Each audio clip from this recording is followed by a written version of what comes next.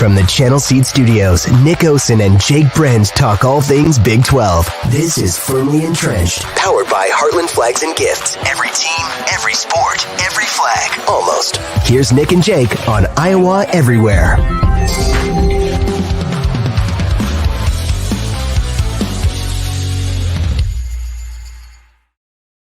Welcome to Firmly Entrenched on a Thursday from the Channel Seed Studios. I'm Jake Brend with Local 5 joining you from Ankeny. Nick Osen, we find him in Ann Arbor. That's right. Michigan. Tough loss for your Badgers last night. Yeah, that was a rough one. Nick, how you doing, my friend? It's Super Bowl week.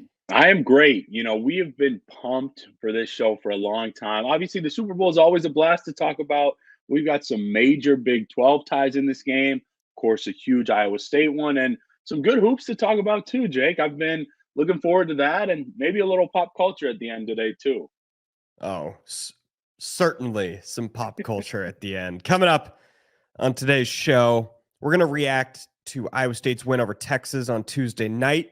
We're going to look ahead to the rubber match.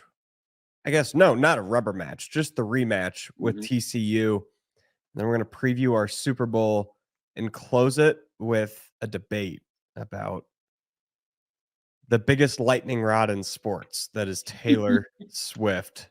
I can't wait. I'm going to play the heel. I'm excited. You play it well, man. You really do. That's not my role, but when you take it on, it's pretty good. As always, we'd like to thank Heartland Flags and Gifts, title sponsor of our show. If you're a Chiefs fan, if you're a 49ers fan, you can go in store in 3719 Southwest 9th. Waste no time flying your flag high and proud, or you can get it shipped to you anywhere in the United States for free. They've got the best products in the country as far as flags go.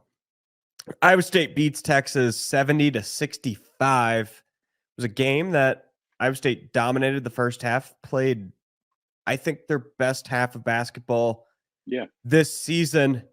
Texas came back a little bit, which is to be expected on the road. My biggest takeaway from this game was that it reinforced the idea that as Tamin Lipsey goes, Iowa State goes. I think it was his best game of Big 12 play. 12 points, 7 rebounds, 5 assists, 4 steals. And I'd be a fool to just say that his box score shows his impact, because that doesn't even show a quarter of the impact that he had, even though that's a pretty dang solid box score. I think it was his best game of the Big 12 season. He'd obviously been injured the TCU game. Hasn't been 100% since that. But TJ Otzelberger said post-game that we challenged Tamin to be better because we felt like he hadn't been playing at his best, which I think is really bold to go out on the radio and say that about your leader. And granted, it's a little easier to say that after he has the type of game that he did have. But I couldn't help but think back to the Texas Tech game last year. Iowa State on the road, up 20 in the second half. Total collapse when Tech finished last in the Big 12, blow the game. And it was a team effort, but it was also probably Lipsey's roughest moment of his freshman year. A lot of turnovers, and he took that loss really hard. I remember speaking about that specifically. Pretty much a full year from now, similar situation, almost a 20-point lead. Texas comes back. This time, Lipsey ices the game. He was incredible. And it's no doubt it's been a good stretch of basketball for Iowa State. You beat Kansas, you beat Houston, you win at TCU. They've been a good team with Lipsey either out or at 70%, but they are a great team when Lipsey is at his best. Yeah, I think, that's one of my biggest takeaways too, Jake. Obviously, the box score itself, it is really, really good, especially 5 assists, 4 steals. I mean, that's impeccable. But I'll go off of, I think Tamin continues to show what he means to this team on and off the floor in terms of obviously the stats, like you mentioned, but leadership. I respect TJ for mentioning something like that. And I think it shows the relationship that those two have. I mean, they are incredibly close, which I think is just a really important thing, obviously, in this conference, especially for your lead guard and your head coach. And another thing that kind of jumped out to me is, maybe a little bit deeper into the numbers in terms of 3-point shooting. Neither team was great, especially Texas. But the formula for Iowa State is still so clear. It is just to make the opponent so uncomfortable, just like in year one. Now there is more offensive talent. You've got a Tamin Lipsey. Gilbert is just phenomenal at times. Of course, Milan and several other guys. But Texas at home looked absolutely out of sorts, whether it was turnovers, whether it was poor shooting, obviously the major deficit. I just think it's so impressive that even though they've continued to build a little bit, I don't think you'd call Iowa State an elite offensive team yet, but they've certainly grown. They have a couple really good to great pieces on that side. And yet the defense has not taken a step back. And I just feel that that's so important kind of within the foundation of, Coach Otzelberger's program. I think it's really important to stick to that. And in my eyes, they made some pretty good players for Texas just completely have no impact on this game. Yeah, that was a good matchup. Maybe not on paper by the numbers, but if you just look, I mean, Max Asmus made Tamin Lipsey look massive. I couldn't help but think that the entire game.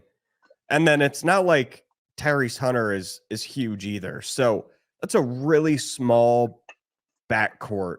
Whereas we saw what Tyrese can do defensively when he was at Iowa State. He was a really good defender, but when your counterparts in the backcourt are Isaiah Brockington and Gabe Kalsher, it's a little easier to be that small point guard on the defensive end. Same thing goes for Tamin Lipsey. Tamin is incredible defensively.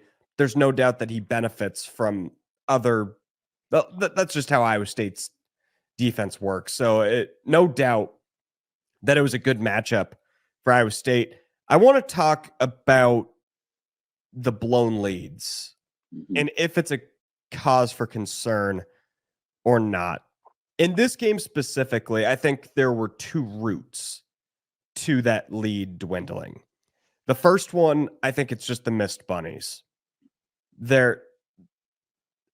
All three Iowa State bigs are guilty of this because in the last 10 minutes specifically, I can recall 4 missed layups that should have between 90 to 95% success rates that didn't go in. That could have made it a lot tougher for Texas to come back as a whole. Between Trey King, Rob Jones, and Hassan Ward, those guys were 8 of 22 in the game. So that's just not going to cut it in most instances at home, on the road, on a neutral floor. The other end of it, Dylan Dessou just went nuclear. And it's tough to nitpick that. There were a couple shots where they probably could have closed out maybe a half second sooner, but he just became the best player on the floor for 10 minutes and wasn't missing. So you combine that perfect storm with everything regressing to the mean, it made for a closer game. But what I wonder, Nick, and I know you want to touch on this, is it a pattern, especially away from Hilton Coliseum, to watch these Iowa State 15-plus point leads dwindle down? Yeah, just not even playing devil's advocate, but just to kind of point out, because I know that you're very consistent, Jake, at maybe not even saying the team is perfect by any means, even when they are rolling and picking up massive wins.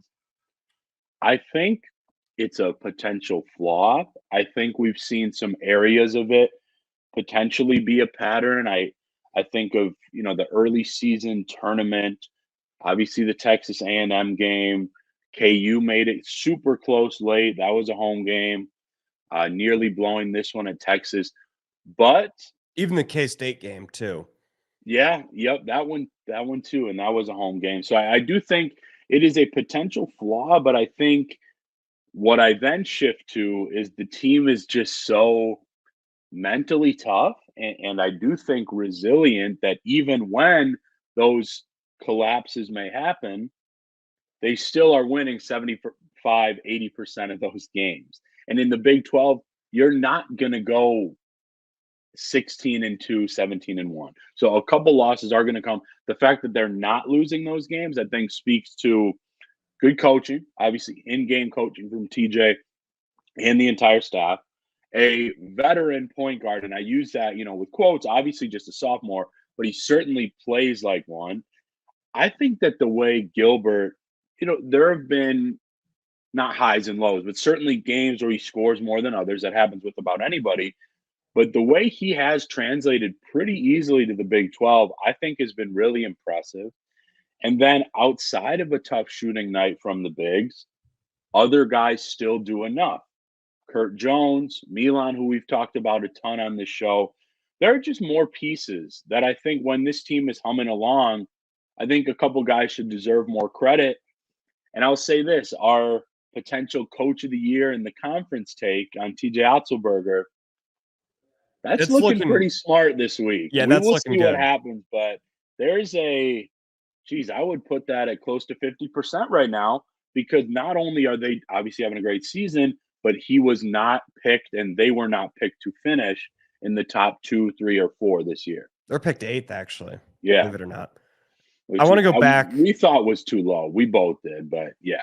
I want to go back to the blown leads conversation. And this is a theory that I just kind of thought of in my head while you were talking. I want to compare the basketball team to the football team for mostly the defensive end. So John Haycock, he goes out there, treats it like it's a 5-round fight. First round, maybe trading some jabs, but mostly he's just feeling out the opponent, see where he can attack later on. So that's where sometimes you'll see the Iowa State defense get off to a slower start, maybe give up 10 points in the first quarter. Then they kind of lock down from there. Whereas the Iowa State defense wastes no time. That first 5 minutes on the defensive end, they are so intense. I almost wonder if it is almost always catching the other team by such surprise. Yeah. Where we see these 10, 12 turnover first halves, and then the other team regresses to the mean, maybe adjust to that pressure a little bit better. The coach finally gets to their players. You guys, just hold on to the ball strong, watch where you're passing, and then just throughout the course of the game, maybe it evens out a little bit. There's probably some merit to that. Without question. I don't remember exactly, Jake, in my first year and a half, if it was Iowa State side, like TJ and some of the players, or opponents, maybe a little bit of both, but there's no question that there's merit to that, because I do believe it was other teams would kind of mention you can't necessarily replicate that type of thing in your own practices, just because obviously Iowa State, just their scheme is different, but their personnel, their physicality, their intensity. I mean, it is still a defense-oriented program, even though they have added a couple, I would argue, elite offensive pieces, certainly in Milan, and I would put KG up there too. But I think that's a great point, and I think it's 1,000% accurate, because I know for a fact people have said that. I believe it was a couple players on Iowa State's side when I heard that. I think it was like Trey, Gabe, and potentially Rob Jones too, saying like, yeah, you can practice, obviously other teams have talent, they're really good, but nobody kind of attacks, blitzes, brings a physicality from 1 through 5 like Iowa State does in the first 30 seconds of a game. Yeah, you combined that with the obvious improvement on the offensive side of the ball. And the Cyclones are legit Big 12 title contenders. I feel pretty comfortable saying that now, standing at 6-3 after already playing the toughest conference strength of schedule to date. And I know we had this conversation on the show that kind of that first 9 was going to be the tougher stretch, whereas the back 9, I guess you can say, eases up. There's not really an ease up at all in this conference. There might be a 2-3 game stretch ease up, but it's not like one half the schedule's easy, one's hard. No, I don't want to really say that. not. But there's a caveat. Iowa State has been bad in February under TJ Otzelberger in 2 years. And I think there's a few different reasons for that. But nonetheless, 6-10 overall and just 3-5 at Hilton Coliseum. The reasons for that, I think part of it was the first 2 years there just was not a lot of talent. It was all junkyard dog. And I would imagine it just kind of wore the team down because you weren't playing with a bunch of depth and you were playing such a grueling style of basketball. And the other, kind of what we just talked about, it might get easier to play Iowa State the second time if you know what's coming from a physical standpoint. So Iowa State does have to prove it in February and not give away home games that you should have. Yeah, Jake, I think that's a really good point to bring up. I think it is those things that you mentioned, but I can tell you from being around the team plenty those last couple Februaries, especially that first year. Oh, it was bad. I mean, they were going to miss the tournament at one point. It was also, a point of, they were. It was also a point of fatigue, I think. Yep. Because the depth wasn't there. The style of play needed to win. I mean, TJ would say that himself, was so predicated on the defensive end and getting physical and being intense and forcing turnovers. Guys got tired. I mean, whether you're talking about Big 12, Big 10, the Valley, ACC, like conference season, guys get tired. It's a grind with everything that has to be balanced. And that style of play certainly led to it. Now, I mean, I don't know about you. I'm not surprised we're talking about this just because I think we've both been pretty consistently high on this team coming in. Now they have the blend of great coaching. They already had that the last few years. A foundation for the program. This is now year 3 of that at least. And talent on both ends. Do I think Iowa State is the best team in the country? No. Do I think they're one of the toughest to beat any night? I really do, because you can't replicate some of that. Plus, they just get you out of your own comfort zone. So when guys like Milan or KG or Jones off the bench are hitting shots, I would give them an 80% probability to win just about any game when all those things are going correct. All that's correct. And I don't think the last 2 years you had a Demarion Watson and Pavlovsky. I think it just kind of cut off at 7. Or even you talk the bigs. You really just had, if Robert Oshun got in foul trouble, that was really it. So you add an extra big, and then you've got the Watson and you've got the Pavlovsky. It just adds a lot of depth. And I think that bodes really well. I'll say Houston is still the favorite. They absolutely should be. But ISU has every chance they want to get a share. They control that. You defend Hilton and steal 2-3 road games, the path is there to have at least a share of your first Big 12 title in over 20 years. I just want to add, kind of before we do a little preview chat as well. I love the point on Watson. I'm glad you brought it up because I was thinking about it last night as I was kind of wrapping up other stuff, doing some prep. Man, he just seems like a guy that just loves and embraces his role and just being a part of this unit. So I think there's something to be said about that. I know he's very well liked among the staff and players, certainly from when I was there. And then just as you talked about kind of the Big 12 conference and potentially grabbing a share, I don't know if Bill Self has the magic rabbit in the hat this year, Jake. They've played all of their easiest road games. Yeah. So far. I mean, everything the rest of the way is tougher than what they've played other than at Hilton Coliseum. I mean, they're going to have to work magic to do it. Really be looking at a 7 losses in the conference for Kansas. I mean, it's very feasible, like you just mentioned, and that's something I can't remember, and we just don't see often. Do I think that's on Bill Self? Not necessarily. I mean, the depth isn't there, but a couple of their roster moves, or I guess lack thereof, in the off season, certainly made me bat an eye. I think obviously not having Morris because of off the court issues, I think that has hurt them, but the depth just hasn't been there. And so I just feel like that adds to what you're saying, Jake.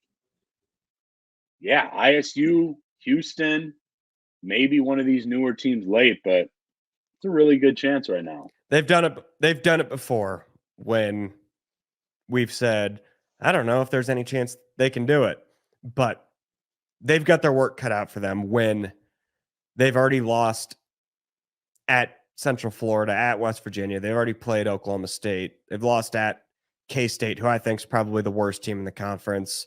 So I'm kidding, but they're down there. So they've got their work cut out for them. Before we talk TCU, we'd like to give away another winner to the Kane Brown concert at Wells Fargo Arena. It is Bailey Shaw. Congratulations, Bailey. You've won 2 tickets to the concert and $50 worth of dinner on Iowa Everywhere.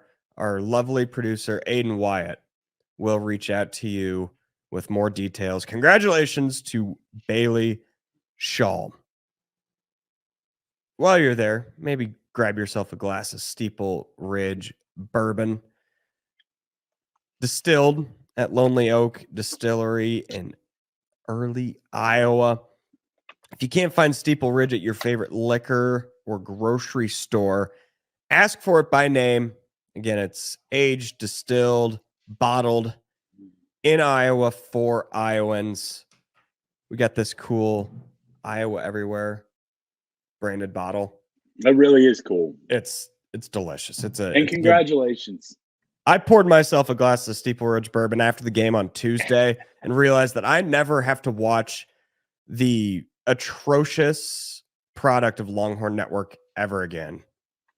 Screw that. Maybe the biggest win for you and Cyclones fans that night. And again, congratulations to our winner. As we learned last week, just don't ask me to name one of Kane Brown's songs. Yeah, that's your homework for next week. We'll get you on some Kane Brown. I'm getting into a little country though. Zach Bryan. I know a lot of his fans in Iowa, and I've been impressed with what I heard this week driving. Just had to mention for some of those country music fans in the great state of Iowa. He's good. He's a poke. He's an Oklahoma State guy. So he's not having a fun basketball season right now. No.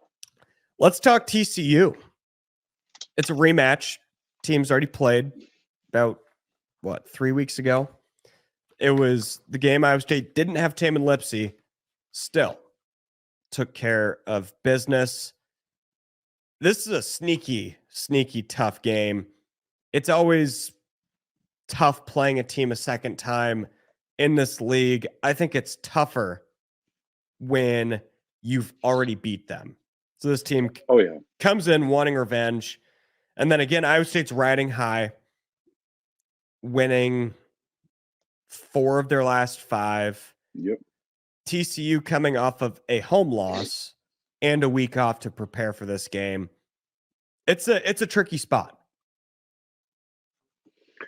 I think I agree with your assessment, and I'll also say I think it's even a little bit more than a sneaky tough game, just because I personally think TCU has one of the best rosters in the league. Like, there was a reason that one of the best coaches. Yeah, there was a reason that game against Iowa State didn't necessarily surprise me like crazy that Iowa State won, but if I recall, that was a game that ISU was up huge. Correct. Just to the point that TCU could get behind like that. I mean, their guard/wing talent, I think, is really, really impressive. They're old, as we know, which generally translates to this next month and a half. They've got a good coach that's obviously won at some tough places to win in hoops. And again, a note, Jake, absolutely, that I had written down too. That's a lot of time to prepare. And they're a team that I actually do think is maybe not Iowa State's level of depth, but fairly deep, specifically at guards. I mean, they've got 4 or 5 that can get you, 12 to 14 any night, I would really say. Nelson has kind of been up and down, but he exploded for a 30-point game last week. I think that everybody knows their role on that team, a tournament team. And it's in a spot, like you mentioned, with some of those February troubles. Iowa State can't get complacent, can't start looking ahead. It's not something they ever really do. But like you mentioned, a tough game and a tough spot potentially for the host Cyclones. Not only can Iowa State not get complacent, the fans and specifically the students can't either. Because if you remember back to last year, 3 weeks in a row, you beat top 10 Texas, top 10 K-State, top 10 KU. It was arguably the best 3-game stretch in Hilton Coliseum in my lifetime as far as atmospheres go. It was just unbelievable night in, night out. But then late January, February comes, Oklahoma State comes to town. It was a terrible atmosphere. Horrible. And they lost that game. It was, and I think there might be something to, you have a sellout, unbelievable crowd, and then you come in kind of a crowd that's asleep, not really awake for the game, just because it's not a name brand opponent, top 15 opponent. And that could affect the team a little bit as far as energy goes. So that is something to watch that could have played into the February struggles last year. Hopefully it's not like that, though. We'll see. Yeah, I don't think it necessarily will be. I mean, I'm obviously not there anymore, but when a team is starting to get national buzz, and they have for a pretty consistent 2.5 weeks, maybe, I think that Iowa State and that fan base specifically is always ready. They don't miss a beat. They don't miss a punch. And I think they'll be prepared. I think it'll be a good atmosphere. I obviously don't think it'll be like Kansas, but this is one that, I feel is really just figured out between the lines. I wouldn't be shocked at all if TCU gets a lead early, potentially early into that second half even. I mean, they're a good team that I do think possesses some mental toughness and mental fortitude. But I just feel like Iowa State depth, physicality, and again, it is at Hilton. Cyclones haven't lost there in a long time. Not sure what the spread will be, but I kind of see like a 6 or 7 That's point what Ken win. Palm has. Oh, okay. Promise I did not look ahead. But I see like an Iowa State by 6 type of win for this one this week. And then we're really getting into the home stretch, which is just a little bit crazy to think about already. Yeah, I think Iowa State will win. I don't think it's going to be pretty, though. I think they'll win by 4, and I've got a bold prediction. Okay. Iowa State will not turn TCU over 27 times. It's not going to be a repeat of Fort Worth. I know it's bold. It doesn't get much bolder than that, man. No, it does not. It does not, my friend. You want to talk some Super Bowl? I've been waiting 3 weeks. Let's get after it. Chiefs Niners on Sunday. I can't wait. Any fun plans for this one for you? I'll be working. Okay. So I'll be at Iowa State UNI wrestling that afternoon. I believe that starts at 1, maybe noon.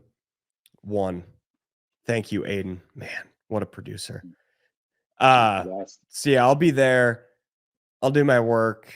And then I haven't decided. I might go live from a bar up in Ames. It's maybe having some sort of watch party at 5:30, and then I'll just be in studio like normal at night. Dude. But it looks like Caitlin Clark is also going to break the all-time scoring record that day. So it's going to be a huge news day for me at Local 5 outside of just the Super Bowl. But it'll be a good day. That's also early in the afternoon over in Lincoln. But how about you? Any good plans? Yeah, I would say so. A beautiful thing about being back in Wisconsin, you can kind of relive some traditions. I don't miss too many Super Bowls with my brother, who you guys have met, obviously. So gonna get together with him, a few friends. I think he's got some good food ordered and prepared. So it should be honestly a really fun day. I think as we get into this a little bit further, man, even outside of the Iowa State storylines, I just think football wise, this could be a classic Super Bowl matchup. Yeah, I think it's going to be really good. First one in Vegas. And I think that this has led to just some ridiculous journalism. Oh my gosh.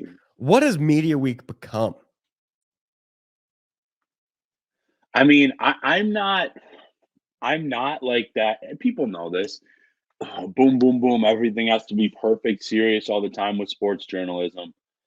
But some of these questions and some of what we have seen this week, I mean, I get part of it is supposed to be lighthearted, openness, funny, but I mean, did you see what somebody asked Brock Purdy? That's where I was going. Hey, I've seen, sir, I've seen on Twitter that people think you look like Lee Harvey Oswald.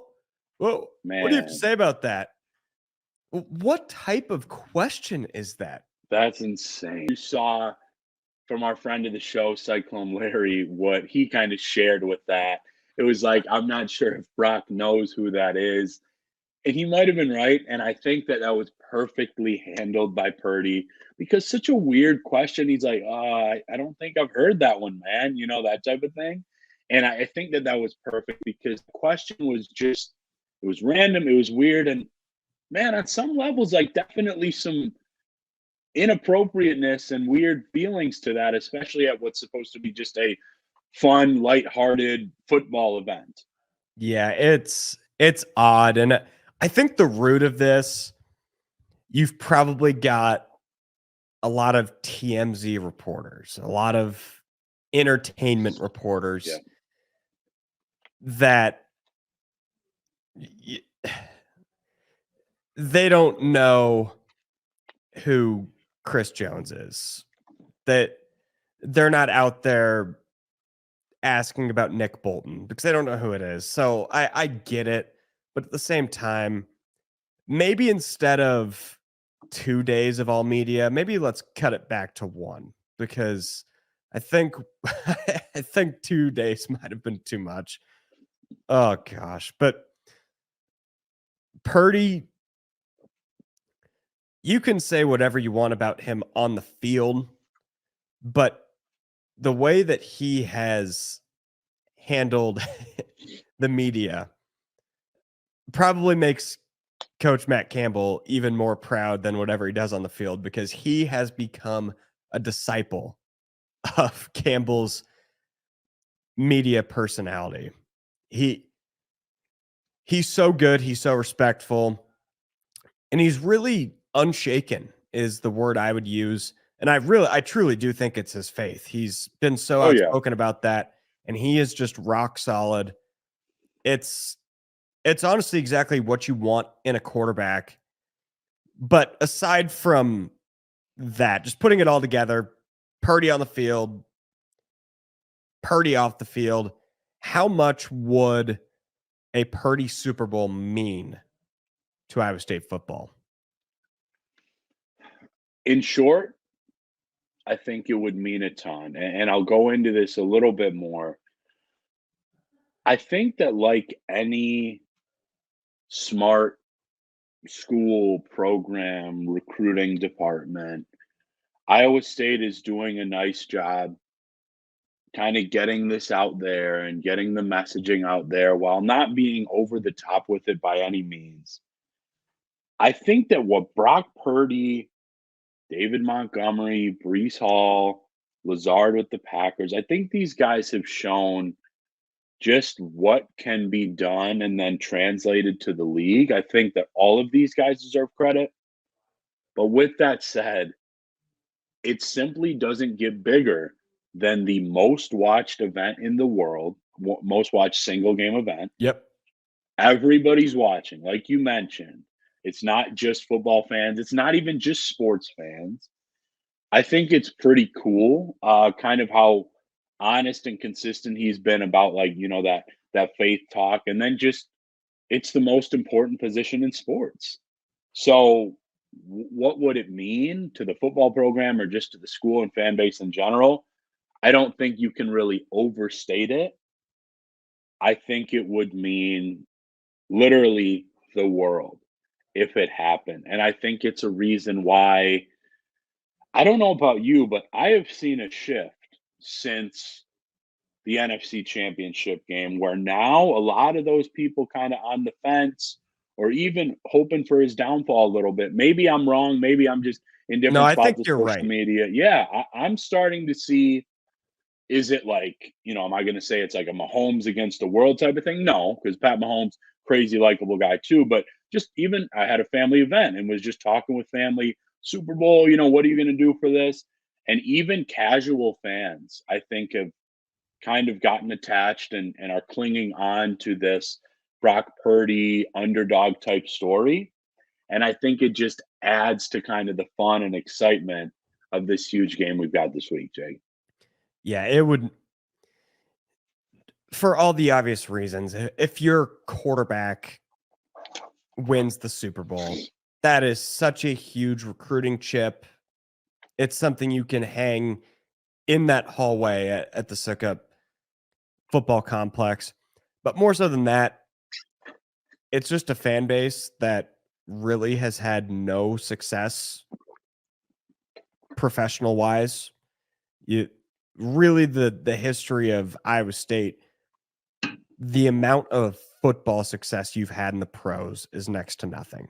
Like Northern Iowa has had significantly more success in the NFL before this group of Campbell recruits got to the end. And you and I still probably had more success. They had Kurt Warner, but it hasn't been glorious. So if Purdy wins a Super Bowl, that's I think easily the greatest accomplishment of any Iowa State athlete ever. And I don't even think it's close. Yeah, I mean, So, I think, yeah, I don't know as much about the pro accomplishments, but completely agree with you because I think you could say that about nearly any right. school in America, from Iowa State to Bama to Ohio State, anybody. Like, that is the position, that's the event, and it's representing just a short time ago too, playing for that school. All right, we're going to talk some prop bets presented by our friends at DRF Sportsbook in Iowa. But before that, we got to talk Taylor Swift. Who wants to go first? Unless our esteemed producer wants to, I will go, and I will just. Does Wyatt want to go first? You got it. Can I Okay. preface? Okay. I'll let you guys go first, but I want to preface this part of the debate. People that think that the cutaways are ridiculous are so stupid. It's a 4.5 hour broadcast. and she's on screen for an average of 30 seconds. It's so tired and annoying to be annoyed about that. So yeah. But I guess my thing with it has always been never mind. You go. Well, I- I mean, it sounds like you maybe have a little more to this, a little more passion on this one. Maybe I just wanted to say, when this whole thing started, and I don't remember exactly when that was, I wasn't a big fan of all the chatter. And like you mentioned, it had nothing to do with the cutaways. I mean, they do that to celebrities all the time. But now I'm a huge Travis Kelce fan. That has been the case for a long time. I don't think this is something that is fake by any means. I've been getting into a little bit more of Taylor Swift's older music. Shout out Aiden for that, my guy.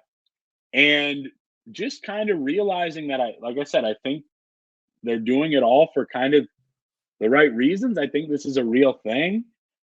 I've kind of fully jumped on this train. And frankly, Jake, I'm enjoying what we are seeing from these two megastars. And I'm curious to see how it continues into Super Bowl Sunday. I think that Taylor Swift and her fans are good for football. I think getting a whole new demographic, obviously there are women and girls all worldwide that love football, but what she's brought is a demographic of so many more that don't to watch football. I think that's good for football. But I think Taylor Swift was born on third base as a sports fan. You're telling me in her first year as a Chiefs fan, she gets a Super Bowl? That is bad for sports. That ruins the integrity of it. It's horrible for sports. Go and date David and Njoku for 8 years. Go be a Browns fan. See what it's like. Suffer. You don't get to just come out of the womb as a sports fan and get a Super Bowl. It can't be sweet. I couldn't enjoy a championship if I just became a Chiefs fan in October. You had to earn that Nuggets championship, Jake. I had to sit through Facu Campazzo starting in the playoffs. That was horrible. I don't know, man. Go be a Toronto Maple Leafs fan. See how it feels. Go date Bogdan Bogdanovic on the Pistons. Even I have respect for Brittany Mahomes because she sat through her boyfriend, husband, I don't know what they were at the time. She sat through Mahomes getting his butt kicked in Ames 66-10. She stuck with him. That's dedication right there. That is perseverance. If she started dating Kelce in April, she became a Royals fan for the summer, had to sit through a 65-win season, there's respect. I don't respect a sports fan or a fan base because there's millions and millions and millions of Swifties that have jumped on this Chiefs bandwagon. Let me tell you guys, it's not going to be this easy if you stick with the Chiefs the rest of your life. Once Patrick Mahomes is gone in 15 years, you're going back to the Matt Castle days. You're not getting a Super Bowl. So just be ready. Just be ready after those 5 rings, man. Then it's going to get tough. But that's my take. I think that it's bad for a sports fan to be born on third base. And it won't be as sweet if you don't know what the suffering tastes like before that. Because trust me, if your biggest moment of suffering as a sports fan is losing to the Raiders on Christmas Day, you are a blessed and privileged individual. That's it. Rant over. I didn't know where you were going to take that. That was interesting. That was intriguing. I hear you, and it'll be fun to follow. Taylor's very good for football, and agreed. If you're annoyed at her cutaways, you're an idiot. But with that, please do not let all of them get a ring in their first year. Brock Purdy, please save us. Well, getting into a little bit of on the field stuff, I personally do think Taylor and Travis and Mahomes, I think that they are getting another ring this year. I think so too. I've got the Chiefs in this game. I think it's going to be a classic. I want to give a weird type of score, like a 27-25 type game. This is a game where I would not play the total. Okay. I would not do it. I would advise you, I'm not a financial advisor, and I'm not a bookie either, but I would advise you to go get the DRF Sportsbook because it is incredible. I got it about a week and a half ago for the first time. It's an awesome interface. And there's so many player prop options. You can do like no for touchdown scorers, which I've been asking for that for years. I guess not years, but I've only been able to gamble for about a year and a half. So you can do all that. So many options for a same game parlay compared to other interfaces that I've dealt with. So go ahead and get yourself the DRF Sportsbook in Iowa only and use that on Super Bowl Sunday. So we both have it out there that we think the Chiefs are going to win. So I've got a few different props. This is kind of how I am going to bet the game. I've got a lot invested in it emotionally. I want Purdy and the Niners to win. It would just be amazing. And you just heard my passionate rant. I don't want Swift to win. So this first parlay, it's a 3-legger, comes out to plus 750. Okay. And this goes kind of in line with the Chiefs winning. So I've got Mahomes under 25.5 completions, a Rashee Rice touchdown, and Brandon Ayuk over 59.5 yards. The Rice touchdown, I just think the Niners should be able to do a pretty good job of containing Kelsey. Rice is the next best option. He'll score. The Mahomes under completions is just, I think it's going to be a similar script to the Ravens game. Chiefs get out in front, maybe 14-0, 14-3, and then they just suck the air out of the ball. Run it a lot. Mahomes doesn't get asked to do too much. They don't want him throwing it 45 times. So that's where that comes from. And then, of course, I think the Niners will be playing from behind. I think they'll do a pretty good job taking Debo and McCaffrey out of the game. So I think Ayuk and Kittle are the two guys that I would touch as far as props go. So all that comes out to plus 750. That's kind of how I think the game will go, and you can see it right there. I've got to be honest, that's one of the best looking parlays I've ever seen in a single game. Truly, I love that play. That's the kiss of death right there. Go ahead and hedge it, fellas. I think that all of those, very well could happen. I'd probably be the most worried about maybe Rashee Rice touchdown, but it's risky anytime you throw a touchdown in, but I feel really, good. Really like that play. I will, just because I started with the Chiefs, I will then end with the Chiefs. So one that I've got with Brock Purdy, again, I think it'll be not crazy high scoring, but both teams will get some scores.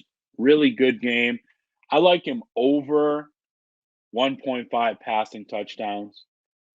All right. When I last checked the book, it was at minus 145. I think that both quarterbacks are going to have, might not be like Mahomes versus Hurts was last year, but really good days. And then I think both quarterbacks might find a little success rushing the ball too. Yeah, I've got Purdy over 19.5 rushing yards. The Niners offense has struggled the whole playoffs. And even though the second half last week looked incredible, it wasn't really done in the way that it had been all year long. They were still taking away Debo. And when nothing was there, Purdy used his legs. I think when you play the Niners, you just have to make your call. Who are we taking out? What are we giving them? And I would imagine that Purdy's legs will be another option. And I know rushing yards are risky for a quarterback when you include sacks, but Purdy's pretty good about evading pressure. I like over 19.5 rushing yards at plus 175. I love that play too. I promise I'm not trying to jinx you. I think these are really well thought out, similar to what I would play. That's a play that I would take as well and actually might do it. Because again, I think you hit on the offense well. At times, if he needs to get out of the pocket, he obviously can. And I think Mahomes hits his too. For this book, I saw it at around 21.5, 22. I've seen it at other books up to 23.5, but focusing on DRF Sportsbook, minus 120. I like Mahomes over. And then for a fun one, I mean, you got to have kind of a weird one for the Super Bowl. Everybody talks about national anthem, Gatorade, coin toss. Jason Kelsey shirtless in the box, yes or no? I said that it was going to be a no because I don't think he wants to take away from Travis. This is now the Super Bowl. That's my play. He's not in Buffalo anymore.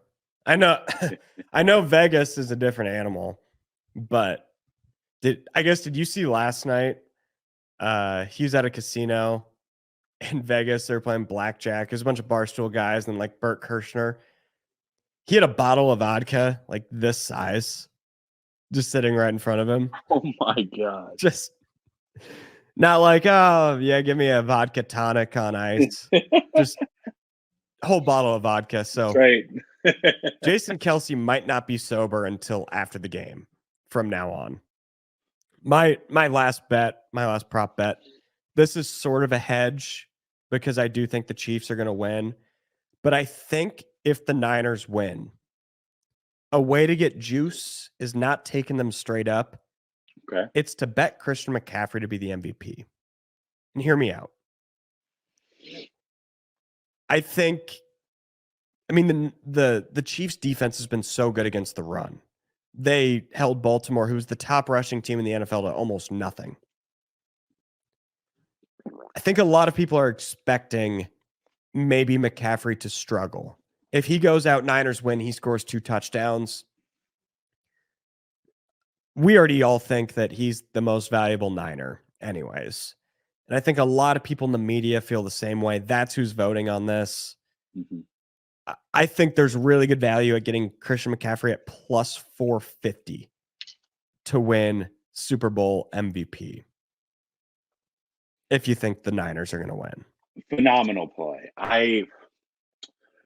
I personally, I understand that the player I'm going to mention is not of Christian McCaffrey's stature, but I think of, say that again? Juwan Jennings, MVP. But no, I think of like a Damian Williams for the Chiefs a couple years ago, James White in the Brady years, all this Purdy story behind it right now. I personally think that McCaffrey's got to go for like 150, 160, and 2 or 3 scores to get up there. I mean, we know it's a quarterback award, but I love the play. The value there is incredible. And obviously, it's very likely it'll come down to McCaffrey or Purdy if the Niners win. I'm not touching a Mahomes Super Bowl MVP, but if I'm being honest on the show, which I always am, I do think he wins it. I think Purdy plays well, McCaffrey plays well, but I just see the Chiefs winning it. There's no value on the Mahomes MVP. What is that right now? I looked last night. I want to say it was like plus 150. The Chiefs money line is probably like 125. Just at that point, just take the Chiefs, and because there's a world where Chris Jones gets 2.5 sacks, wins MVP. So I would, or Kelsey, quite honestly. Yeah, or Kelsey. I would not touch that Mahomes Super Bowl MVP. Aiden, you got any prop bet score predictions, Taylor arguments before we head out of here? Taylor for Super Bowl MVP. Thank you for your time. Plus 850, I think I saw on that. It's free money. Let her go be a Calgary Flames fan for a year first. See, she is not new to football. Her fans might be, but she is not. She was a Philly fan for a long time. Legit pick on who wins though. The game. Yeah, it's It's tough to pick against Mahomes, but I'm going to do it anyway. Give me the Okay. Niners. I love it. I love it, Aiden. I think their Picking defense, against your girl. it's weird. Yeah, I know. It's weird for a defense to get a get right game as their Super Bowl, but it feels like they're kind of due. So Yeah, they've they had a are rough couple due. games. Okay. They are due. I love it. Just a vibes pick. Great show today, man. I got too much in my brain picking the game. Got to go with the heart sometimes. That being said, I'll be a Purdy Niner fan on Sunday night. All right. Good show. That was fun. We're going to be back next week. We're going to be recapping a Super Bowl, and I'll be honest, I don't even remember if Iowa State plays Tuesday or Wednesday next week. Oh, they play Tuesday against Cincinnati. So we'll be recapping that game, and maybe we'll be looking live at a 49ers Super Bowl parade. Thanks for joining us here on Firmly Entrenched. Thanks to Heartland Flags and Gifts, Steeple Ridge Bourbon, and DRF Sportsbook. We've been in the Channel Seed Studios.